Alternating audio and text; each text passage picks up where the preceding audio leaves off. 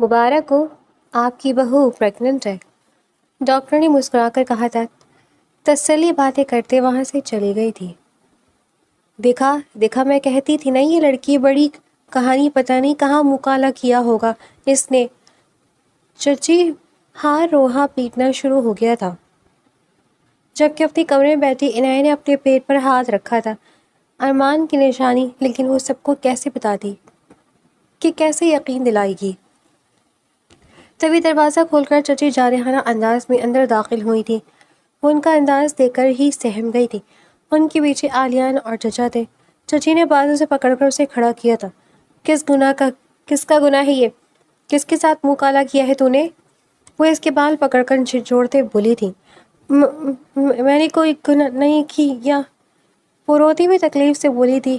بکواس نہ کرو تم، پھر یہ بچہ کہاں سے آ گیا؟ چچا نے بھی اسے مشکوک نظروں سے دیکھتے پوچھا تھا۔ چچا ایسا نہیں ہے، یہ بچہ۔ وہ ایک لمحے کے لیے چپ ہو گئی تھی، لیکن پھر اپنا بھرم رکھنے کے لیے آج اسے لازمی بولنا تھا۔ ایسا نہیں ہے تو یہ گناہ کہاں سے لائی ہو بے حیا لڑکی؟ چچی نے اس کے تھپڑ مارتے پوچھا تھا۔ گناہ نہیں ہے یہ، وہ ایک دم روتے ہوئے چلائی تھی۔ ارمان کی آخری نشانی ہے، میں نے اور ارمان نے چھپ کر نکاح کیا تھا، وہ تیزی سے بولی تھی۔ بکواس کر رہی ہو تم، خود کو بچانے کے لیے میرے بیٹے پر الزام لگا رہی ہو، چچا نے بھی غصے سے کہا تھا۔ اس نے روتے ہوئے تیزی سے نفی میں سر ہلایا تھا۔ ہم کیسے مان لیں یہ سب سچ ہے؟ چچی نے اسے کینہ تو اس نظروں سے دیکھا تھا۔ عنایت کو آپ اپنا نہایت بے بس محسوس ہو رہا تھا۔ اس کے پاس واقعی کوئی ثبوت نہیں تھا۔ چچی آپ میرا یقین کریں، میں کہاں جاتی ہوں، نہ کوئی گھر آتا ہے، پھر آپ ایسا سوچ بھی کیسے سکتی ہیں؟ وہ ہچکیوں سے روتے ہوئے بولی تھی۔ یہی تو پتہ نہیں کہاں پالے میں اپنے عاشق تم نے۔ چچی کی بات پر اس نے بے ساختہ نظریں اٹھا کر آلیان کو دیکھا تھا۔ وہ اس سارے وقت میں مکمل خاموش کھڑا تھا۔ اس نے آس بھری نظروں سے آلیان کو دیکھا تھا کہ شاید وہ اس کا ساتھ دے۔ اس نے تو محبت کا دعویٰ کیا تھا نا، لیکن آلیان کی نظروں میں ایسی سختی تھی کہ وہ اندر تک لرز گئی تھی۔ آلیان کی طرف کیا دیکھ رہی تھی؟ آلیان کی طرف کیا دیکھ رہی ہو؟ میری طرف دیکھ کر بات کرو۔ چچی نے اس کا چہرہ سختی سے دبوچ کر اپنی طرف کیا تھا۔ چچی خدا کا واسطہ بس کریں، پلیز بس کریں۔ وہ بری طرح رو دی تھی۔ بلکہ نکلو تو میرے گھر سے، نکلو ابھی کے ابھی۔ چچی نے اس کی حالت کی پرواہ کیے بنا اسے باہر کی طرف دھکا دیا تھا۔ وہ دیوار کا سہارا لیتی بمشکل گرنے سے بچی تھی۔ آلیان، اس نے پہلی بار بہت مشکل سے اسے پکارا تھا۔ شاید وہ کہے کہ مجھے یقین ہے عنایت ایسا نہیں کر سکتی۔ افسوس ہو رہا ہے مجھے خود پر، شدید افسوس۔ تم جیسی لڑکی کے لیے مرا جا رہا تھا میں، لانا تو مجھ پر۔ تمہاری جیسی بے حیا اور بد کردار لڑکی کی جگہ تو کسی کوٹھے پر ہونی چاہیے تھی۔ اور جب وہ بولا تو اس کے غلیظ الفاظ سن کر عنایت کی امید کا آخری سرا بھی ٹوٹ گیا تھا۔ وہ آلیان کے منہ سے اس طرح کے الفاظ کی امید نہیں رکھتی تھی۔ اب شکل کیا دیکھ رہی ہوں، دفع ہو جاؤ یہاں سے، چچی نے اسے کھڑا دیکھ کر کہا تھا۔ آپ رہیں تھے امی، اسے تو میں نکال کر آتا ہوں۔ عالیہ نے اس کا بازو تھاما تھا۔ وہ رو رہی تھی، سب کی منتیں کر رہی تھی، لیکن اسے اب سننے والا اسے چھوڑ کر چلا گیا تھا۔ عالیہ نے گیٹ سے باہر لے جا کر اسے دھکا دیا تھا اور دروازہ بند کر دیا تھا۔ وہ زمین پر گری رو رہی تھی۔ آہ!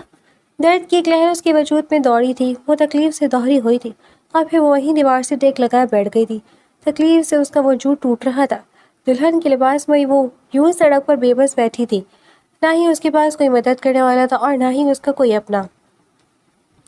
وہیں روتے روتے وہ دیوار سے ٹیک لگائے بیٹھی رہی تھی۔ صبح کے قریب جب تکلیف کچھ کم ہوئی تو وہ اٹھ کر کھڑی ہوئی تھی۔ وہ جہاں سے گزر رہی تھی ہر کوئی مشکوک نظروں سے اسے دیکھ رہا تھا۔ ارمان، آپ کو اتنی جلدی نہیں جانا چاہیے تھا، یا پھر آپ لوگوں کو سب بتا کر جاتے تاکہ آپ کے بچے کو کوئی گناہ نہ کہتا، کوئی مجھے بد کردار نہ کہتا۔ وہ مختلف باتیں سوچتی ہی چلی جا رہی تھی۔ اب اس کے آنسو بالکل سوکھ چکے تھے۔ وہ کوئی یتیم خانہ یا ہاسٹل ڈھونڈ رہی تھی جہاں وہ رہ سکے۔ اب اسے بھوک اور پیاس کا احساس بھی ہونے لگا تھا۔ ایک دکان کے سامنے سے گزرتے اس نے وہاں رک کر بہت مشکل سے پانی مانگا تھا، لیکن دکان والے کی غلیظ نظریں محسوس کرتے اس نے سر پر دوپٹہ اوڑھ کے پلوں سے چہرہ چھپایا تھا۔ لگتا ہے گھر سے بھاگی ہوئی ہے، جس کے لیے بھاگی چھوڑ کر چلا گیا ہوگا۔ ایسی لڑکیوں کے ساتھ ایسا ہی ہونا چاہیے۔ صحیح کہا۔ اس نے پانی پیتے ہوئے وہاں کچھ فاصلے پر کھڑے مردوں کو اپنے بارے میں گہر افشانیاں سنی تھیں۔ وہ اتنی بے مول ہو گئی تھی کہ اسے اندازہ تک نہ تھا۔ لوگ بنا سوچے سمجھے اس کے بارے میں اندازہ لگا رہے تھے۔ کافی آگے جا کر اس نے تک کر کسی سے یتیم خانے کا پوچھا تھا، اور بہت مشکل سے وہ ایک یتیم خانے پہنچی تھی۔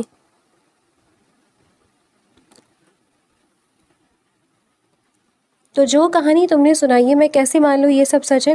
یتیم خانے کی وارڈر نے اس کی ساری بات سنتے پوچھا تھا۔ آپ بے شک میرا یقین کریں، لیکن یہی صحیح ہے۔ اگر آپ کو پھر بھی شک ہے، آپ میرے بارے میں معلوم کروا لیں، لیکن پلیز مجھے یہاں رہنے دیں۔ وہ ہاتھ جوڑتے ہوئے بولی تھی۔ یتیم خانے کی وارڈن ایک رحم دل عورت تھی، لیکن وہ جوان لڑکیوں کے معاملے میں بہت سخت تھی۔ وہ نہیں چاہتی تھی کہ کوئی لڑکی غلط قدم اٹھائے اور ان کے ادارے کا نام خراب ہو۔ ٹھیک ہے، تم یہاں رہ سکتی ہو، لیکن کوئی مشکوک حرکت کرتی نظر نہ آؤ مجھے، انہوں نے اسے وارن کیا تھا۔ جی میں وعدہ کرتی ہوں کچھ غلط نہیں ہوگا۔ اس نے سکون کا سانس لیا تھا۔ پھر انہوں نے اسے ایک کمرے میں بھیجا تھا۔ وہاں بہت سی لڑکیاں تھیں، کچھ اس سے زیادہ عمر کی اور کچھ کم۔ کمرے میں بہت سے بیڈ 2 لائنوں میں لگے ہوئے تھے۔ یہ نئی لڑکی آئی ہے، اس کا خیال رکھنا ہے سب، اور مہناز تمہیں سے کوئی اپنا سوٹ دے دو۔ پاؤڈر نے سب کو کہتے آخر میں ایک لڑکی کو مخاطب کیا تھا جو تقریباً 29-30 سال کی تھی۔ مہناز اس کے پاس آئی تھی۔ آ جاؤ، ڈرو نہیں، ہم سب کو اپنی فیملی سمجھو، آ جاؤ۔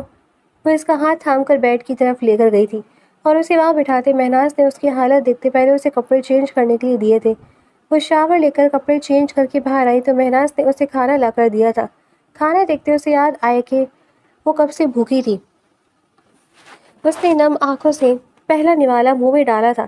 وہ یہ سوچ بھی نہیں سکتی تھی جو اس کے ساتھ ہو رہا تھا۔ رات کا نہ جانے کون سا پہر تھا جب وہ تکلیف سے اٹھی تھی۔ اس کے پیٹ میں شدید درد ہو رہا تھا۔ وہ درد سے کرہاتی اٹھ کر بیٹھی تھی۔ اسے سمجھ نہیں آ رہی تھی وہ کیسے آواز دے۔ وہاں وہ کسی کو نہیں جانتی تھی سوائے مہناز کے جو نہ جانے کہاں سو رہی تھی۔ بمشکل وہ بیڈ سے اٹھی تھی، لیکن تکلیف کی وجہ سے وہ ایک دم بھی قدم نہیں اٹھا پائی تھی اور بے ہوش ہوتے وہیں بیڈ پر گر گئی تھی۔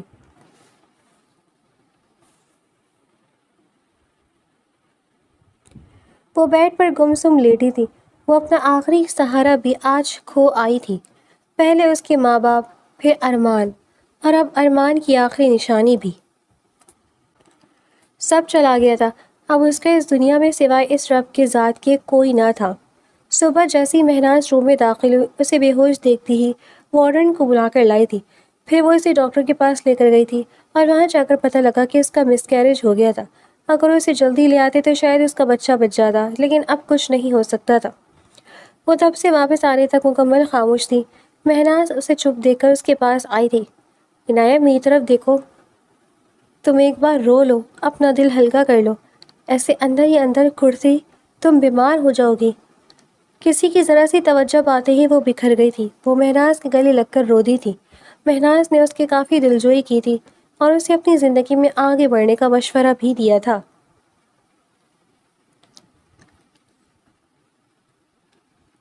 اس واقعے کو 6 ماہ گزر گئے تھے اور ان 6 ماہ میں وہ خود کو سنبھال چکی تھی۔ Anaya, best of luck. Sea green dress میں دوپٹہ سر پر لیے وہ اپنی تیاری آخری بار آئینے میں دیکھ رہی تھی جب پاس سے گزرتی ایک لڑکی نے اسے وش کیا تھا۔ آج اس کا انٹرویو تھا۔ وہ کچھ نروس تھی، لیکن اب وہ پہلے سے بہت بدل گئی تھی۔ وہ مسکرا کر سب سے دعائیں لیتی بیگ اٹھاتے باہر نکل گئی تھی۔ حسن، سب کے انٹرویو ہو گئے؟ وہ صبح سے انٹرویوز لے رہا تھا۔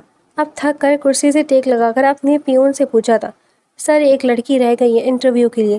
اس نے باہر جا کر چیک کر کے بتایا تھا، یار یہ ایک رہ گئی، ایسا کرو اس سے کہو صبح آئے۔ وہ آج واقعی تھک چکا تھا، اس لیے اسے منع کرتے اس نے کرسی سے ٹیک لگاتے اپنی پیشانی مسلتے کرسی کو گھمایا تھا، لیکن گلاس والی کی دوسری طرف نظر پڑتے ہی اس کی حرکت رکی تھی۔ سی گرین سوٹ میں یہ وہی تو تھی؟ ہاں یہ وہی تھی جسے وہ ڈھونڈ رہا تھا۔ کیسے بھول سکتا تھا وہ یہ چہرہ؟ اس کا سارا وجود جیسے ساکت ہوا تھا۔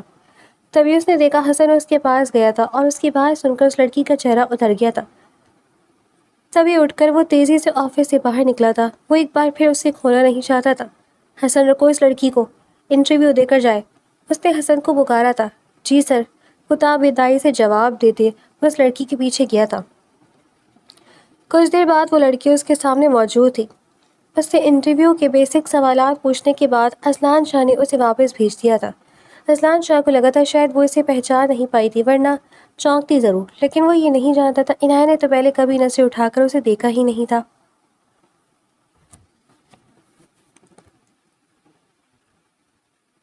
اسے اپائنٹمنٹ لیٹر مل گیا تھا اور آج اس کی جوائننگ تھی۔ وہ ایک فائل لیے اس کے آفس میں داخل ہوئی تھی۔ سیاہ لباس میں وہ پیائی لگ رہی تھی، لیکن اس کا حسن ہمیشہ کی طرح سوگوار تھا۔ سر، وہ یہ کچھ مسئلہ ہے اس میں۔ اس نے فائل ٹیبل پر اس کے سامنے رکھی تھی اور اس کے قریب جھک کر بولی تھی۔ اذلان شاہ تو اس کے وجود سے آتی خوشبو میں ایسا الجھا تھا کہ اس کا بتایا ایک لفظ بھی اسے سمجھ نہیں آ رہا تھا۔ سر، عنایہ اس کی مسلسل نظروں سے کنفیوز ہوتی بمشکل بولی تھی۔ وہ نظریں اس سے ہٹاتے فائل پر مرکوز کرتے بولا تھا۔ سر، یہاں کچھ گڑبڑ لگ رہی ہے۔ وہ اسے دوبارہ شروع سے سب بتانے لگی تھی۔ اوکے، آپ فائل یہاں رکھ جائیں، میں دیکھ لیتا ہوں۔ اس نے لیپ ٹاپ پر کچھ ٹائپ کرتے کہا تھا۔ Okay sir. وہ باقی کی فالتو فائلز اٹھا کر ایک سائڈ پر رکھتے اس نے قدم باہر کی طرف بڑھائے تھے۔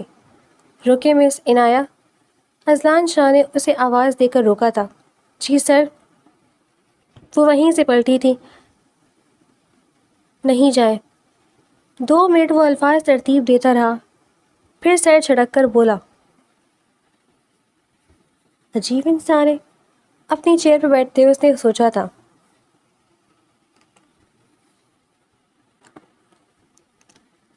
وہ اس کے سامنے چیئر پر بیٹھی تھی، جبکہ وہ ٹیبل کی دوسری طرف بیٹھا کوہنی چیئر کی سائڈ پر رکھے ہاتھ کی مٹھی بنا کر تھوڑی کی نیچے رکھے اسے سن رہا تھا۔ اور اس وقت اذلان شاہ کو احساس ہوا تھا وہ اس لڑکی کو اسی طرح بنا تھکے بولتے ہوئے سن سکتا تھا۔ سر، وہ اس کی رائے لینا چاہ رہی تھی، لیکن وہ جواب دینے کے بجائے بس نظریں اس پر ٹکائے اسے دیکھ رہا تھا۔ اس کے مخاطب کرنے پر بھی وہ چونکا نہیں تھا، مس عنایہ، بلکہ اسی طرح سے اسے دیکھتے وہ سیدھا ہو کر بیٹھا تھا۔ میرے ساتھ شادی کریں گی؟ اس نے ٹیبل پر ہاتھ رکھتے دونوں ہاتھوں کی انگلیوں کو آپس میں پھنسائے تھوڑا سا آگے کی طرف جھک کر پوچھا تھا۔ عنایہ نے پہلے حیرت، پھر بے یقینی اور پھر غصے سے اسے دیکھا تھا۔ وہ ایک دم اپنی جگہ سے کھڑی ہوئی تھی۔ سر، آپ یہ کیا کہہ رہے ہیں؟ آپ کو اندازہ بھی ہے؟ وہ غصے سے بولی تھی۔ مجھے اچھے سے اندازہ ہے مس عنایہ کہ میں کیا کہہ رہا ہوں، آپ بس مجھے اس بات کا جواب دیں۔ وہ بھی اٹھ کر کھڑا ہوا تھا۔ آپ میرے بارے میں جانتی کیا ہے؟ عنایہ نے بمشکل اپنی آواز تیز ہونے سے روکی تھی۔ میں آپ کے بارے میں سب کچھ جانتا ہوں مس عنایہ، سب کچھ۔ وہ سنجیدگی سے اس کی آنکھوں میں دیکھتے ہوئے بولا تھا۔ عنایہ ایک لمحے کے لیے چپ ہوئی تھی۔ لیکن جو بھی ہے، میں آپ سے شادی نہیں کر سکتی، وہ دو ٹوک انداز میں بولی تھی۔ کیوں نہیں کر سکتی؟ اذلان شاہ نے ماتھے پر بل ڈالتے پوچھا تھا۔ کیونکہ یہ میری زندگی اور جو میں چاہوں میں وہی فیصلہ کروں گی۔ نہ جانے اس میں اتنا اعتماد کہاں سے آ گیا تھا۔ شاید اب وہ اپنی زندگی کا فیصلہ کسی اور کے ہاتھوں میں نہیں دے سکتی تھی۔ پہلے ہی وہ خود کو لوگوں کے حوالے کر کے بہت بری طرح گری تھی اور اب دوبارہ گرنا نہیں چاہتی تھی۔ وہ گھوم کر عنایہ کی طرف آیا۔ مس عنایہ، چاہے کچھ بھی ہو جائے، شادی تو آپ کو مجھ سے ہی کرنی پڑے گی، اس لیے جتنا ٹائم لینا ہے لیں، لیکن جواب ہاں ہونا چاہیے۔ اس نے تو جیسے عنایہ کی بات سنی ہی نہیں تھی۔ کیا سمجھتے ہیں آپ خود کو؟ وہ جھنجھلائی تھی۔ فی الحال تو کچھ نہیں سمجھتا، لیکن اگر آپ اس ناچیز کی زندگی میں آ جائیں گی تو بہت کچھ سمجھنے لگوں گا۔ وہ کندھے اچکاتے بولا تھا۔ یہ سب کہنا آسان ہے، لیکن جب بات نبھانے کی آتی ہے تو اچھے بھی پیچھے ہٹ جاتے ہیں، اس لیے پلیز مجھے سکون سے جینے دیں۔ وہ نم آنکھوں سے بولی تھی۔ عنایہ، میری بات غور سے سنو۔ شادی کروں گا تو میں صرف تم سے، اور تمہارا جواب ہاں میں ہو یا نہ، میں پھر بھی تمہیں میرا ہی ہونا ہوگا، یہ بات یاد رکھنا۔ وہ آپ سے تم پر آیا تھا۔ عنایہ اس کا جنون دیکھ کر گھبرائی تھی۔ بہت طاقت ہے آپ کے پاس، آپ کو کیا لگتا ہے اپنی طاقت کے زور پر کچھ بھی کر لیں گے؟ لیکن ایک بات یاد رکھنا، مجھے حاصل نہیں کر سکتے آپ۔ وہ انگلی اٹھا کر اسے غصے سے کہتی تیزی سے اس کے آفس سے باہر نکل گئی تھی۔ باہر آتے ہی وہ بری طرح رو دی تھی۔ یا اللہ، سب مزید امتحان نہیں پلیز۔ اس نے دونوں ہاتھوں میں چہرہ چھپاتے کہا تھا۔ کافی دیر بعد وہ اپنا چہرہ صاف کرتے خود کو نارمل کرتے اپنی کیبن میں گئی تھی۔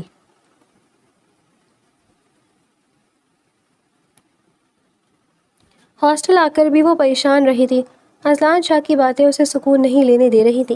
اس کے سامنے تو وہ بہادری کا مظاہرہ کر آئی تھی، لیکن اس کا دل بری طرح گھبرا رہا تھا۔ وہ جانتی تھی ایسے لوگ کچھ بھی کر سکتے ہیں، لیکن اب وہ اپنی عزت پر مزید حرف آنے نہیں دے سکتی تھی۔ ویسے بھی یہاں اس کا کردار مشکوک تھا. وہ جانتی تھی یہاں سب اس کے ساتھ اچھے ہیں، لیکن وہ جانتی تھی جس حالت میں وہ یہاں آئی تھی، اگر آج ایسا کچھ ہوتا تو ضرور سب اسے ایک غلط لڑکی سمجھتے. وہ جب سے آفس سے آئی تھی وہ ویسے ہی لیٹی ہوئی مسلسل اس بارے میں سوچ رہی تھی. مختلف سوچیں تھیں جو اسے سکون لینے نہیں دے رہی تھی. اس نے سوچ لیا تھا کہ وہ یہ جاب چھوڑ دے گی، لیکن پھر دوبارہ سے نئی جاب ڈھونڈنی پڑے گی جو پتہ نہیں ملنی تھی یا نہیں. وہ بری طرح پھنس چکی تھی. پھر وہ اٹھی تھی اور وضو کر کے نماز کی نیت سے کھڑی ہوئی تھی. اللہ کے سوا نہ اسے کوئی سن سکتا تھا اور نہ ہی سمجھ سکتا تھا. وہ سجدے میں گر کر بری طرح رو دی تھی. ایک بات اسے اس جگہ کی بہت پسند تھی، یہاں الگ سے پریئر روم تھا.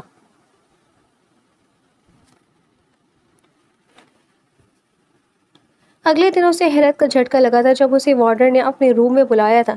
اندر داخل ہوتی ہی سامنے بیٹھے شخص کو دیکھ کر وہ ٹھٹکی تھی. آپ یہاں؟ اس نے اذلان شان کو دیکھتے غصے سے اور حیرت سے پوچھا تھا. جی میں یہاں. ٹانگ پر ٹانگ رکھ کر بیٹھے اذلان شاہ نے اس قدر سکون سے کہا تھا کہ عنایہ کا سکون ختم ہو گیا تھا. آپ یہاں کیوں آئے؟ مجھے آپ سے کوئی بات نہیں کرنی. آئی سویئر میم، میرا ان سے کوئی تعلق نہیں ہے، بس یہ میرے باس اور کلیگ کے علاوہ کوئی تعلق نہیں ہے. وہ لہجے میں گھبراہٹ لیے پہلے سے اسے اور پھر وارڈن سے مخاطب ہوئی تھی. مس عنایہ آپ اتنا گھبرا کیوں رہی ہیں؟ ادھر آ کر بیٹھیں آپ. وارڈن نے اپنے سامنے پڑی چیئر کی طرف اشارہ کیا تھا. وہ آ کر ان کے سامنے بیٹھ گئی تھی. عنایہ مجھے اذلان شاہ نے ساری بات بتا دی ہے. وہ سانس روکی گئی تھی، نہ جانے کیا بتایا ہوگا اس نے. ان کی بات اور الفاظ سے مجھے اچھے سے اندازہ ہو گیا کہ وہ آپ کے ساتھ مخلص ہے، اور ان کو کون نہیں جانتا، یہ ہمارے یتیم خانے میں کافی بڑی رقم ڈونیٹ کرتے ہیں ہر منتھ. وارڈر کی بات سن کر اسے اندازہ ہو چکا تھا کہ اذلان شاہ نے کیا بتایا ہوگا. لیکن میم، وہ کچھ بولنا چاہتی تھی لیکن انہوں نے اس کی بات کاٹی تھی.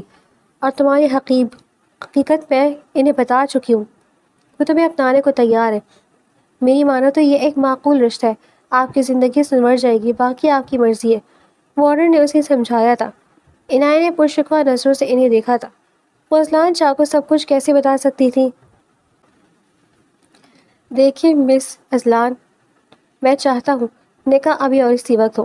عنایہ نے اس کی بات پر آنکھیں پھیلائے اس کی طرف دیکھا تھا، جو اسے دیکھ کر دل جلانے والے انداز میں مسکرایا تھا، اور پھر اس کی کوئی بھی بات سنے بنا وہ نکاح خواہ اور گواہوں کا انتظار کر چکا تھا. اور پھر وارڈن کے اصرار پر وہ نہ چاہتے ہوئے بھی انکار نہیں کر سکی تھی، اور پھر وہ نہ چاہتے ہوئے بھی مسز اذلان شاہ بن چکی تھی. وہ کمرے میں آ کر اپنے بیڈ پر بیٹھی تھی اور دونوں ہاتھوں میں چہرہ چھپائے رو دی تھی. میناز اس کی حالت سمجھتے اس کے پاس آئی تھی. دیکھو عنایہ، میں نہیں جانتی تم کیوں خوش نہیں ہو یا کیا بات تمہیں تنگ کر رہی ہے، لیکن میں تمہیں ایک حقیقت بتاؤں. تم یہاں یتیم خانے میں طلاق یافتہ 2-3 بچوں کے باپ یا لنگڑے لولے علاوہ کبھی کسی کا رشتہ نہیں آتا. عنایہ نے چہرہ اٹھا کر اس کی طرف دیکھا تھا. آخر کوئی کیوں ہی ایسی لڑکی کا رشتہ لینے آئے گا جس کے آگے پیچھے کوئی نہیں ہے. لیکن اذلان شاہ ایک جانا مانا بزنس مین جو چاہے تو کسی بھی لڑکی سے شادی کرے، لیکن وہ یہاں تمہارے لیے آیا ہے. تمہاری ساری حقیقت جانتے ہوئے بھی تم سے نکاح کیا ہے، تو ظاہر سی بات ہے تمہیں اسے کچھ تو اچھا لگا ہوگا نا. ایک دوست ہونے کے ناطے میرا مشورہ ہے کہ اس شخص کی قدر کرنا اور کوشش کرنا اس رشتے کو نبھانے کی. ورنہ تمہیں شاید یاد ہو تمہارے آگے چچا زاد نے کس طرح تمہارے بچے کا سنتے ٹھکرا دیا تھا تمہیں. مہناز اپنی بات پوری کرتے ہوئے اس کا ہاتھ دبا کر اٹھ گئی تھی. وہ کافی دیر یہی سب سوچتی رہی تھی. تبھی ایک لڑکی اس کے لیے کپڑے، جولری اور اسی طرح مزید سامان لے کر آ گئی تھی. یہ اذلان شاہ نے بھجوایا، تیار ہو جاؤ، وہ بھی تمہیں ساتھ لے کر جائے گا. عنایہ نے اس سامان کو دیکھا تھا اور پھر اس بات میں سر ہلاتے وہ کھڑی ہوئی تھی. اپنے بیڈ پر بیٹھی مہناز اسے ہی دیکھ رہی تھی. وہ اٹھ کر اس کے پاس گئی تھی. تھینک یو فیصلہ کرنے میں مدد کرنے کے لیے. وہ اس کے گلے لگ گئی تھی. مہناز بھی مسکراتی اور دل سے اسے خوش رہنے کی دعا دی تھی. اور پھر اس نے اور 1-2 اور لڑکیوں نے اسے ہلکا پھلکا تیار کیا تھا. وہ خوش نہیں تھی لیکن ناخوش بھی نہیں تھی. وہ اتنی جلدی یہ سب ایکسیپٹ نہیں کر سکتی تھی.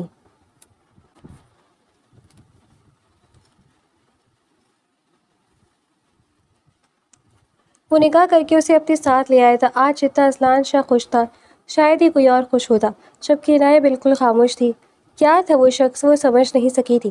سب کچھ جاننے کے بعد بھی اس نے کتنے آرام سے نکاح کر لیا تھا. کیا واقعی وہ اس سے محبت کرتا تھا؟ عنایہ نے چہرہ موڑ کر ڈرائیو کرتے اذلان شاہ کی طرف دیکھا تھا، جس کے چہرے پر آج الگ ہی چمک تھی، جیسے دنیا فتح کر لی ہو. تبھی اصلان نے بھی چہرہ گھما کر اسے دیکھا تھا۔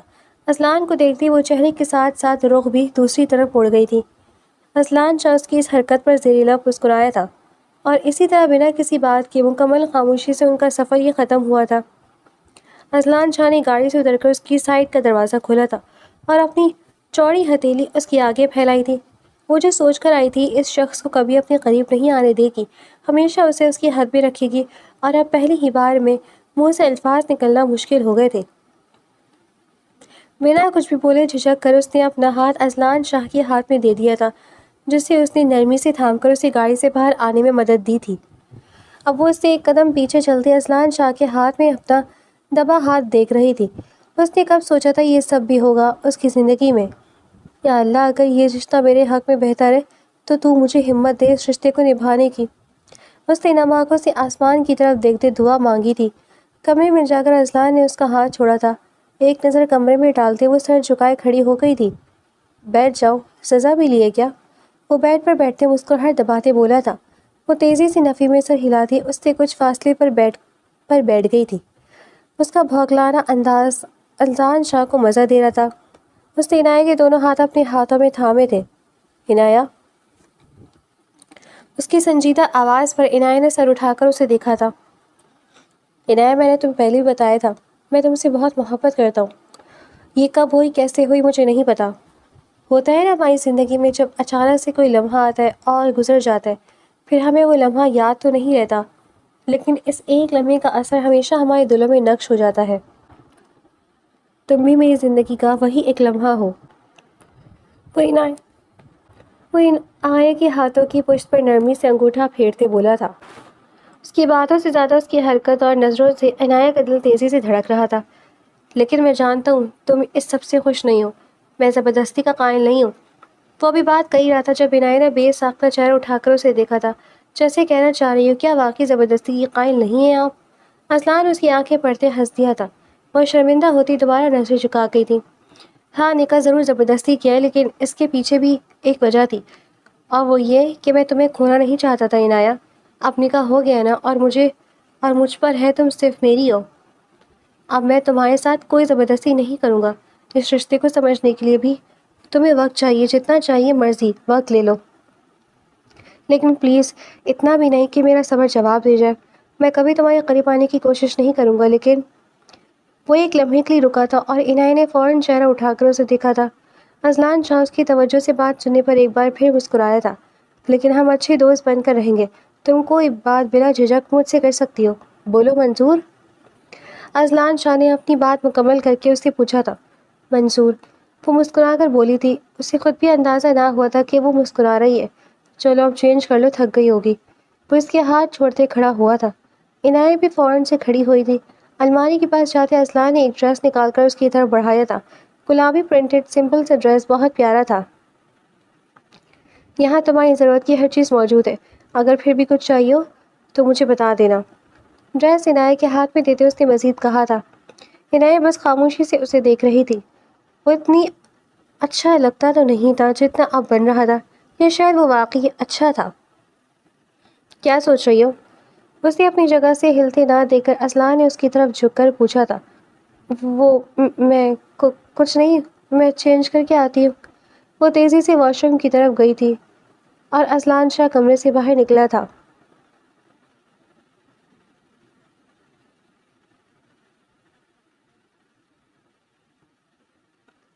وہ فریش ہو کر باہر آئی تو وہ کھانے کی ٹرے لیے کمرے میں داخل ہوا تھا۔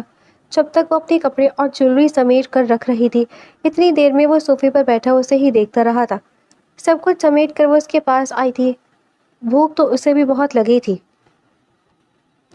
اس لیے بنا نخرے دکھائے وہ خود ہی اس کے ساتھ صوفے پر بیٹھ گئی تھی۔ اصلان نے ایک پلیٹ میں کھانا نکالا تھا۔ اس میں ہی کھاؤ۔ اسے دوسری پلیٹ میں کھانا نکالتے دیکھ کر اصلان نے حکم دیا تھا۔ وہ چپ چاپ اس کی پلیٹ میں کھانے لگی تھی۔ ایک ساتھ بیٹھے ایک پلیٹ میں کھاتے ان دونوں کی کوئی بھی ایک پرفیکٹ کپل کہہ سکتا تھا۔ وہ بیڈ پر لیٹا اس کا منتظر تھا جب وہ واش روم سے باہر نکلی تھی۔ کچھ لمحے وہ یہی سوچتی رہی کہ وہ کہاں سوئے، لیکن اس کی مشکل کو بھی اصلان شاہ نے آسان کر دیا تھا۔ ادھر آؤ، اس نے سنجیدگی سے حکم دیا تھا۔ وہ دھیرے دھیرے چلتی بیڈ کے پاس آئی تھی۔ میں نے تمہیں ٹائم دیا ہے، لیکن اس کا یہ مطلب نہیں ہے کہ یہاں کوئی ڈرامیٹک سین ہوگا، چپ کر کے بیڈ پر لیٹو۔ اس کے روب سے کہنے پر وہ بنا کچھ بولے دوسری طرف لیٹ گئی تھی۔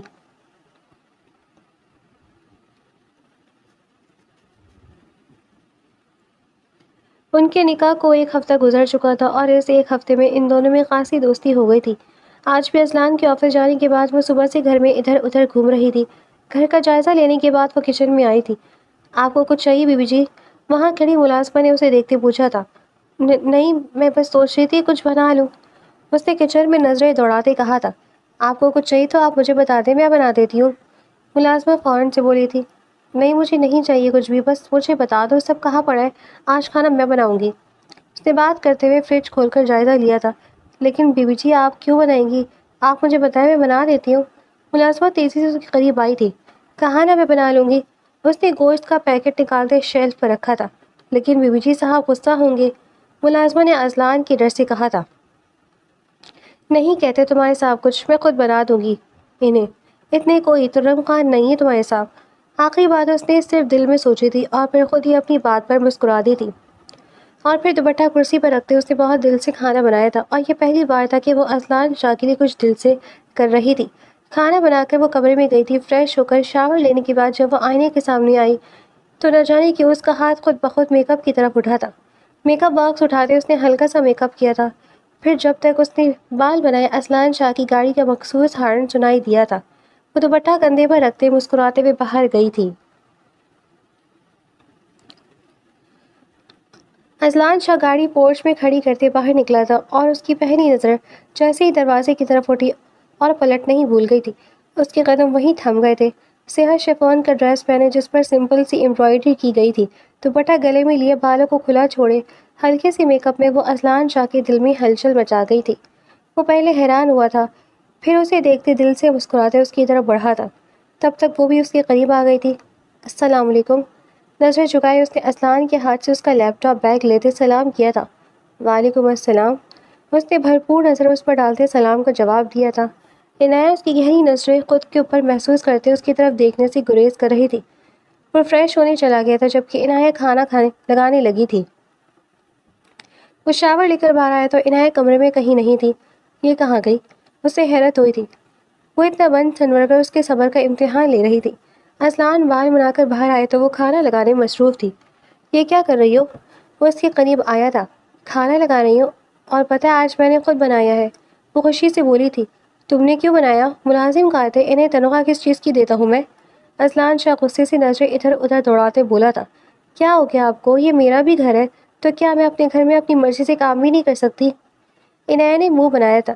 اذلان کو اس کے اس طرح حق جتاتے انداز پر جہاں حیرت ہوئی تھی وہیں خوشی بھی ہوئی تھی۔ ہاں یہ تمہارا ہی گھر ہے، جو چاہے کرو، لیکن تو پھر لیکن کچھ نہیں، میرا دل کر رہا تھا اپنے شوہر کے لیے کھانا اپنے ہاتھوں سے بناؤں تو بنا لیا میں نے بس، وہ اس کی بات کاٹتے بولی تھی۔ اذلان شاہ کھل کر مسکرایا تھا۔ یار یہ سب کرتے ہوئے اور اس طرح مجھ پر اس گھر پر حق جتاتے تم نے ایک بار پھر اذلان شاہ کا دل چرا لیا ہے، اذلان اسے گہری نظروں سے دیکھتے بولا تھا۔ وہ بھی نظریں جھکائی مسکرا دی تھی۔ اذلان شاہ کو ماننا پڑا تھا، وہ کھانا واقعی بہت مزے کا بناتی ہے۔ کھانے کے بعد بوٹ گیا تھا۔ عنایہ بھی برتن سمیٹتے اس کے پیچھے کمرے میں گئی تھی۔ اس کے کمرے میں داخل ہوتی اذلان نے اس کا ہاتھ تھام کر اسے اپنی طرف کھینچا تھا۔ اذلان کیا کر رہے ہیں؟ وہ اس کے سینے پر ہاتھ رکھتے بولی تھی۔ کیا کر رہا ہوں؟ اس نے جواب دینے کے بجائے سوال کیا تھا۔ آپ نے آفس کا کام نہیں کرنا؟ اس نے جلدی سے کہا تھا کیونکہ رات کو وہ اکثر دیر تک اپنا کام کرتا تھا۔ نہیں آج نہیں کرنا۔ اذلان نے اس کے بال چہرے سے ہٹائے تھے۔ پھر سو جائیں نا آپ، اس نے پھر سے کوئی بہانہ ڈھونڈا تھا۔ نیند نہیں آ رہی، اذلان نے کندھے اچکائے کہا تھا۔ پھر میں چائے بنا کر لاتی ہوں۔ وہ تیزی سے پیچھے ہٹنے لگی تھی لیکن اذلان نے گرفت مزید مضبوط کی تھی۔ یہ جو تم بھاگنے کے بہانے بنا رہی ہو نا، یہ ڈھونڈ رہی ہو، یہ سب سمجھ رہا ہوں میں۔ اس نے عنایہ کو گھورا تھا۔ عنایہ نے نظریں جھکائی تھیں۔ یہ اتنی تیاری کا خوشی میں کی گئی ہے؟ اذلان شاہ نے اس کے بال کان کے پیچھے کیے تھے۔ وہ بس میرا دل کر رہا تھا، وہ تیزی سے بولی تھی۔ اچھا کیا واقعی؟ اذلان کا انداز چھیڑنے والا تھا۔ کیا ہے آپ کو؟ جب پتہ ہے آپ کے لیے تیار ہوئی ہوں، تنگ کیوں کر رہی ہیں؟ وہ چڑھ کر بولی تھی۔ اذلان کا قہقہہ بے ساختہ تھا۔ وہ جھیم کر مسکرا دی تھی۔ تو میں اس تیاری کو کیا سمجھوں؟ اذلان اسے شوق نظروں سے دیکھتے پوچھا تھا۔ عنایت کی مسکراہٹ چمٹی تھی. میری بلا سے جو مرضی سمجھے. ایسا کریں آپ چھوڑی مجھے، ویسے تو اتنے سمجھدار بنتے ہیں، اب سب کچھ میں سمجھاؤں. وہ غصے سے بولتی خود کو اسے چھڑواتے دور ہوئی تھی. ارے یار غصہ کیوں ہو رہی ہو؟ میری پہلی شادی ہے نا، تو ایکسپیرینس نہیں تھا کہ بیوی کیوں تیار ہوتی ہے. اس نے صرف مذاق میں ہنستے ہوئے کہا تھا. لیکن عنایت کا چہرے پر سایہ سا لہرایا تھا. آنکھیں فوراً سے نم ہوئی تھی. تو کیا وہ اسے اب دوسری شادی کا طعنہ دے گا؟ وہ بنا اس کی طرف دیکھے کہ ڈریسنگ روم کی طرف بڑھی تھی. کہاں جا رہی ہو عنایت؟ وہ اس کے چہرے کے بدلتے تاثرات نہیں دیکھ سکا تھا، اس لیے ہنستے ہوئے اسے پکارتے اس کا بازو تھام کر اسے روکا تھا. لیکن اس کی آنکھوں میں آنسو دیکھ کر اذلان شاہ کو حیرت ہوئی تھی. کیا ہوا عنایت؟ میری کوئی بات بری لگی ہے؟ رو کیوں رہی ہو؟ اس کی نام آنکھوں پر انگلی پھیرتے اس نے پریشانی سے پوچھا تھا. آپ مجھے دوسری شادی کا طعنہ دیں گے؟ وہ شکوہ کنہ نظروں سے اسے دیکھتے ہی بولی تھی. کیا؟ اذلان کے ماتھے پر بل پڑے تھے. پھر اپنی سابقہ بات یاد کرتے اس نے تعصب سے سر ہلایا تھا. پاگل لڑکی، آئی سویئر میں نے تمہیں طعنہ نہیں دیا. قسم سے تمہاری بات تو میرے مائنڈ میں بھی نہیں تھی. پاگل ہو تم بالکل. میں تمہیں مر کر بھی طعنہ نہ دوں. اذلان نفی میں سر ہلاتے اس کی عقل پر افسوس کرتے بولا تھا. 2 منٹ اس کے چہرے کی طرف دیکھ کر یقین کرنے کے بعد اس نے منہ بنایا تھا. تو آپ نے بات ہی ایسے کی تھی. عنایت یہ آخری بار تھا، دوبارہ پلیز اپنے دل میں کوئی غلط فہمی نہ پالنا. جو بھی بات ہے کلیئر کیا کرو مجھ سے، اور مجھ سے پوچھنا. اس نے آپ کی بار سنجیدگی سے کہا تھا. تو عنایت نے اس بات میں سر ہلایا تھا. اچھا چلو یار، اب موڈ ٹھیک کرو، مجھے اپنی بیوی سے پیار تو کرنے دو. وہ عنایت کو قریب کرتے اس کے چہرے پر جھکا تھا، اور عنایت نہ چاہتے ہوئے بھی ہنس دی تھی.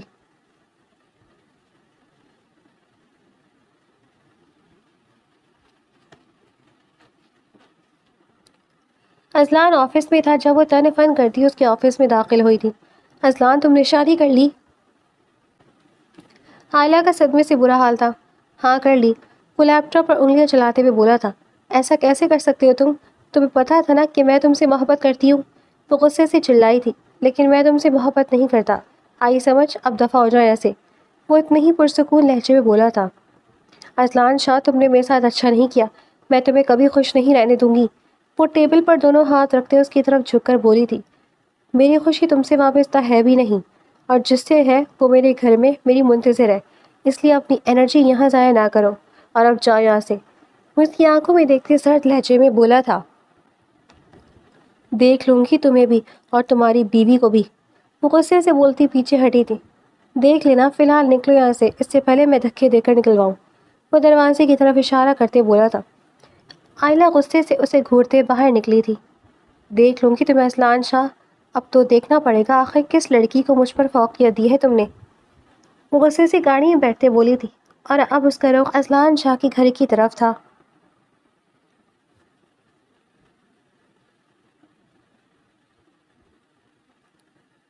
اسے وہاں کے سب ملازم جانتے تھے، اس لیے کسی نے بھی اسے اندر آنے سے روکا نہیں تھا. وہ سیدھا اذلان شاہ کے کمرے میں گئی تھی. ٹھگ سے دروازہ کھول کر اندر داخل ہوتی ڈریسنگ کے سامنے کھڑی عنایت نے ناگواری سے اسے دیکھا تھا. کون ہیں آپ، اور اس طرح کیسے آپ آ سکتی ہیں کسی کے کمرے میں منہ اٹھا کر؟ عنایت نے اس کی حرکت پر غصے سے کہا تھا. تم اذلان کی بیوی ہو؟ عائلہ کو اسے دیکھتی یاد آیا کہ وہ کون ہے. ہاں میں ہوں اذلان شاہ کی بیوی، لیکن تم یوں منہ اٹھا کر یہاں کیسے آئی ہو؟ یہ اذلان کے پیار کا ہی اثر تھا جو وہ اتنے اعتماد سے بات کر رہی تھی. میں یہاں کیا کر رہی ہوں؟ حیرت تو یہ ہے، مجھے تم سے پوچھنا چاہیے تھا کہ تم یہ جگہ کیا کر رہی ہو. وہ عجیب سی انداز میں ہنسی تھی. کیا مطلب؟ عنایت نے الجھی نظروں سے اسے دیکھا تھا. مطلب یہ می جان، اذلان شاہ اور میں ایک دوسرے سے محبت کرتے، اور آج سے نہیں پچھلے 5 سالوں سے. لیکن پھر ایک دن اذلان کی گاڑی سے کسی لڑکی کا ایکسیڈنٹ ہو گیا تھا اور اس کی ڈیتھ ہو گئی، اور وہ لڑکا ارمان تھا، تمہارا شوہر. سامنے کھڑی لڑکی کی بات سن کر وہ گنگ سی اسے دیکھ رہی تھی. اور اذلان نے تم سے شادی صرف اس لیے کی ہے کیونکہ وہ اس کا ازالہ کرنا چاہتا تھا. وہ گلٹی فیل کر رہا تھا، اور اس سے بہتر کوئی طریقہ نہیں تھا اپنی غلطی کا مداوع کرنے کے لیے، اس لیے اس نے تم سے شادی کر لی. عائلہ نے اسے جھوٹی کہانی سنائی تھی. میں کیسے مان لوں؟ ساکت کھڑی عنایت نے غصے سے پوچھا تھا. نہیں یقین تو اذلان سے پوچھ لینا، سب پتہ لگ جائے گا. اس نے عنایت کو حیران دے کر کہا تھا، اور پھر وہ عنایت کی گال کو چھوتے وہاں سے باہر نکلی تھی، جبکہ عنایت کتنی دیر تک ساکت کھڑی رہی تھی. اسے محبت کبھی راز ہی نہیں آتی تھی، کبھی کوئی ایسا انسان ملا ہی نہیں جو اس کی قدر کرتا۔ جس نے بھی محبت کا دعویٰ کیا وہ اسے ہمیشہ تنہا چھوڑ کر چلا جاتا تھا۔ وہ سر پکڑ کر بیٹھ گئی تھی، وہ ایک مزید دھوکے کا سوچ کر ہی کانپ گئی تھی۔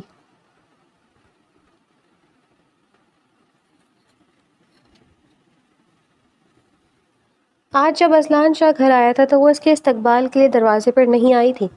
اذلان شاہ کو حیرت تو ہوئی تھی، لیکن وہ مسکراتے ہوئے اندر کی طرف بڑھا تھا۔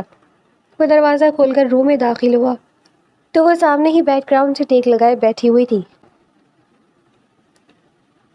کیا ہوا عنایت، طبیعت ٹھیک ہے؟ وہ اس کی حالت دیکھتے پریشان ہوا تھا۔ عنایت نے نم آنکھیں اٹھا کر اسے دیکھا تھا۔ مجھ سے شادی کیوں کی تھی؟ اس نے کھڑے ہوتے اذلان شاہ کی طرف دیکھتے پوچھا تھا۔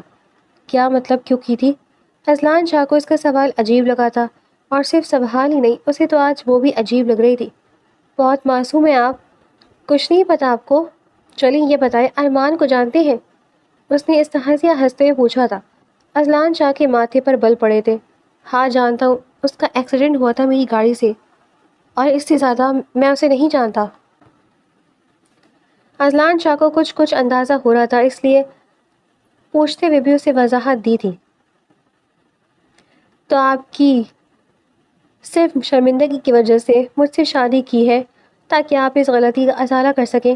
شرم آنی چاہیے آپ کو، محبت کا جھوٹا کھیل کھیلتے، اس سے اچھا تھا آپ میرے ساتھ نکاح ہی نہ کرتے، یوں ایک بار پھر سے میرا اعتبار نہ ٹوٹتا۔ وہ غصے سے اسے پیچھے دھکیلتی بولی تھی۔ اس بار اذلان شاہ کو اس کی حرکت پر سچ میں غصہ آیا تھا۔ تمہیں کیا لگتا ہے اتنا ہی کوئی سچی ہوں میں؟ اگر یوں اس طرح کسی کا میری گاڑی سے ایکسیڈنٹ ہوگا اور میں ازالہ کرنے کے لیے اس کی بیوی سے شادی کر لوں گا، کیا ایسا لگتا ہے تمہیں؟ اگر تمہارے علاوہ کوئی اور ہوتا یا تم خود بھی ہوتی تو بھی میں ہر مہینے ایک معقول رقم بھیج کر اس لڑکی کی مشکلات حل کرنے کی ازالہ کرنے کی کوشش کرتا، نہ کہ نکاح کر کے۔ تم اچھی لگی تھی، مجھے محبت ہو گئی تھی پہلی نظر میں تم سے، اس لیے آج تم یہاں موجود ہو، لیکن پھر بھی اگر تمہیں ایسا لگ رہا ہے تو میرے پاس کوئی وضاحت نہیں ہے۔ وہ بھی غصے سے بولا تھا۔ چلے مان لیا یہ سب، لیکن پھر وہ کون تھی جو آپ کے گھر میں آ کر کمرے میں میرے گھس کر آپ کی بیوی سے کہہ رہی تھی کہ اذلان شاہ اس سے شدید محبت کرتا ہے؟ اتنا حق اسے دیا ہے تو اس کے پاس تھا، جس کا مطلب تو یہی ہوا نا۔ وہ غصے میں نہ جانے کیا کیا بول رہی تھی، وہ خود بھی اس سب سے انجان تھی۔ کون؟ کیا آئلہ ہی تھی یہاں؟ اس کے ماتھے کے بالوں میں اضافہ ہوا تھا۔ مجھے نہیں پتا وہ کون تھی، لیکن جب تک میں یہاں ہوں کسی لڑکی کو حق نہیں ہے اس طرح منہ اٹھا کر کمرے میں اور گھر میں اس طرح گھس آنا۔ آپ اسے اپنے الفاظ میں سمجھا لینا۔ وہ انگلی اٹھا کر بولی تھی۔ وہ لڑکی میرے پیچھے پڑی ہوئی ہے، شادی کے لیے میرا نام، کل اس کے ساتھ کوئی چکر تھا، اور آج نہ جانے کل اسے خواب دکھائے تھے، نہ آج نہ کل، اور ویسے بھی اس لڑکی سے شادی کرنے سے مجھے کون روک سکتا تھا؟ میں چاہوں تو اسے شادی کر لوں، لیکن اس پر دل کوئی بڑے استحقاق سے قبضہ کر چکی ہے، اور اذلان شاہ شرمندگی مٹانے اور ازالے کے لیے کسی سے شادی کر ہی نہیں سکتا، کیونکہ میں نے ہمیشہ وہ کیا ہے جو میرے دل نے کہا ہے۔ اذلان شاہ غصے سے اسے دیکھتے واش روم میں بند ہوا تھا۔ اس کے جاتے ہی عنایت دوبارہ بیڈ پر بیٹھ گئی تھی۔ اسے کہیں سے بھی نہیں لگ رہا تھا کہ اذلان شاہ جھوٹ کہہ رہا ہوگا، اس لیے اب اپنی جلد بازی پر اسے افسوس ہوا تھا۔ وہ سر ہاتھوں میں گرائے بیٹھی تھی جب اذلان شاہ واش روم سے باہر آیا تھا۔ وہ آئینے کے سامنے کھڑا بال بنا رہا تھا جب وہ اس کے پاس آئی تھی۔ آئی ایم سوری، اپنے ہاتھوں کی انگلیوں کو مسلتے اس نے نظر جھکائے کہا تھا۔ اذلان شاہ اسے جواب دیے بنا بیڈ کی طرف بڑھا تھا، لیکن عنایت پیچھے سے اس کے گلے لگی تھی۔ مضبوطی سے اس کی شرٹ تھامے اس نے اذلان کے کندھے پر سر رکھا تھا۔ آئی ایم سوری، وہ جس طرح آپ پر حق جتائی تھی یہ بات مجھے بری لگی تھی، اور بس اسی وجہ سے غصہ آ گیا تھا، سوری۔ وہ اب معصومیت سے بولی تھی۔ اذلان شاہ تو اس کی حرکت پر ہی موم ہو گیا تھا۔ کل کو کوئی اور آ کر ہم دونوں میں غلط فہمی پیدا کرنے کی کوشش کرے گا اور تم مان لو گی؟ اس نے ناراضگی سے کہا تھا۔ نہیں، کبھی بھی نہیں، مجھے صرف آپ پر یقین ہے، دوبارہ ایسا کچھ ہوا تو اس کا منہ توڑ دوں گی۔ وہ جس انداز میں بولی تھی اذلان شاہ کا قہقہہ بے ساختہ تھا۔ عنایت کو کچھ تسلی ہوئی تھی، مطلب وہ مان گیا تھا۔ اذلان نے اس کا ہاتھ تھام کر اسے اپنے سامنے کیا تھا۔ اب بتاؤ کیا کہہ رہی تھی؟ اذلان شاہ نے اس کی کمر میں ہاتھ ڈالتے پوچھا تھا۔ میں کہی تھی میں ناراض ہوں آپ سے، آپ نے اتنی بری طرح غصہ کیا ہے مجھ پر۔ وہ منہ بناتے بولی تھی۔ اٹس ناٹ فیئر، ناراض نہ تھا۔ اذلان شاہ نے اسے گھورا تھا۔ لیکن اب تو میں ہوں نا، وہ گردن اٹھا کے اترا کر بولی تھی۔ تمہیں تو میں دیکھ لوں گا، اذلان شاہ اس کی طرف جھکا تھا تو وہ کھلکھلا کر ہنستی تھی۔ میاں بیوی میں اعتبار ہو تو کوئی بھی ان کے رشتے کو توڑ نہیں سکتا۔ اذلان شاہ اور عنایہ کے رشتے میں وہ اعتبار موجود تھا۔